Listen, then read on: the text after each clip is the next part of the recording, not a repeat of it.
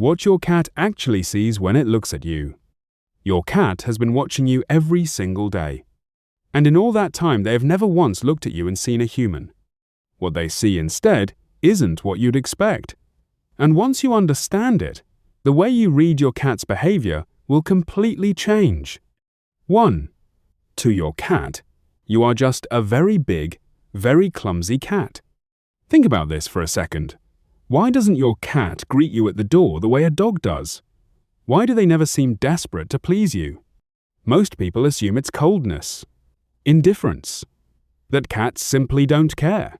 But animal behaviorist John Bradshaw, who spent years studying cat-human relationships, found something that reframes everything. Unlike dogs, cats never developed a separate category of behavior for humans. Dogs evolved to treat us differently. Cats didn't. When your cat rubs against your leg, slow blinks at you, or grooms your hand, they are running the exact same behavioral script they'd use with another cat, not a lesser script, the same one. In their mind, you're not their owner, you're not their caretaker, you are simply a large, slightly uncoordinated member of their colony. And here's the thing that might be the greatest compliment a cat can give you. Because it means you're not above them, you're not separate from them, you're one of them. But that belief your cat holds, that you belong to their world, it leads to something scientists only recently discovered, something that physically changes how your cat handles fear and stress. We'll get to that. And when you hear it, you'll never see an ordinary Tuesday with your cat the same way again. 2. When your cat drops a dead mouse at your feet, they're not showing off. They're worried about you. Yes, genuinely worried. In the wild, mother cats don't just hunt for their kittens.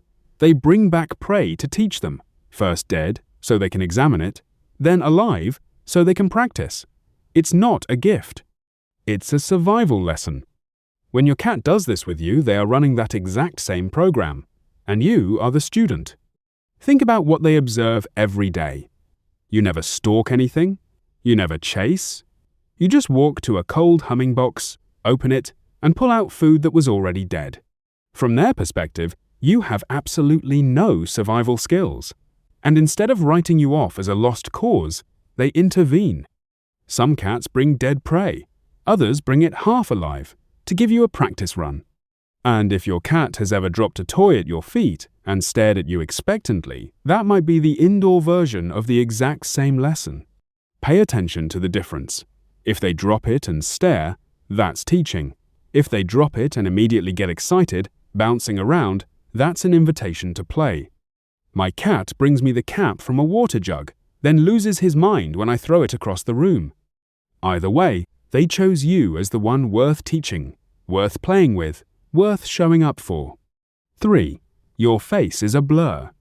Every time you've leaned in close to your cat and wondered why they look straight through you, there's a reason. Anything within about 10 inches of their face is genuinely out of focus, blurry, indistinct. And it doesn't get dramatically sharper from a distance either. Cats live in a world of soft edges and moving shapes, where fine detail barely exists. So your cat has never truly seen your face, not the way you see theirs. But here's what makes this fascinating rather than sad. What your cat lacks in detail, they more than compensate for in motion detection. Their eyes are built to catch the smallest, fastest movement with startling precision, a twitching finger, a shifting shadow, the slight tension in your shoulders before you stand up. They catch all of it. That's also why your cat sometimes can't find the treat you're holding directly in front of their nose.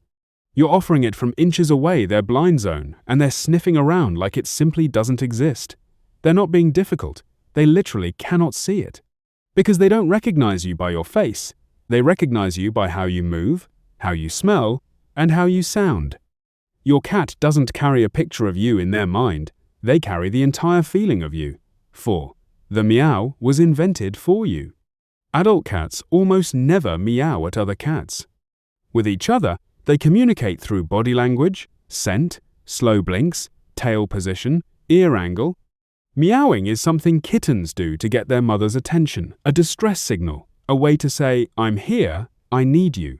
And as cats grow up and stop depending on their mothers, most of them stop doing it entirely.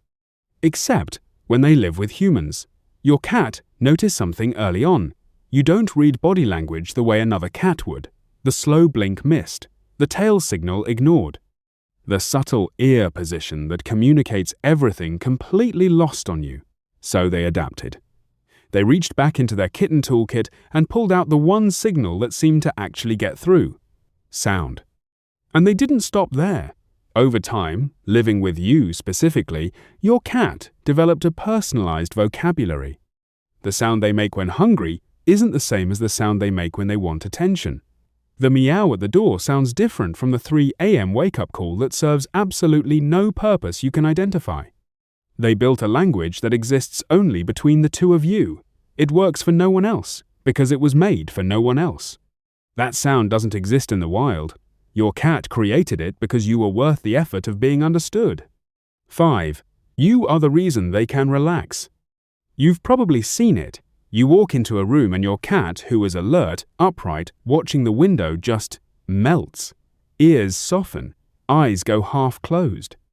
They roll onto their side and exhale. You probably assumed they were just tired. In 2019, researchers at Oregon State University ran an attachment study that changed how scientists understood the cat-human bond. They placed cats in an unfamiliar room with their owner. Then they removed the owner for 2 minutes and brought them back. The results were striking. Over 60% of the cats showed what psychologists call a secure attachment style.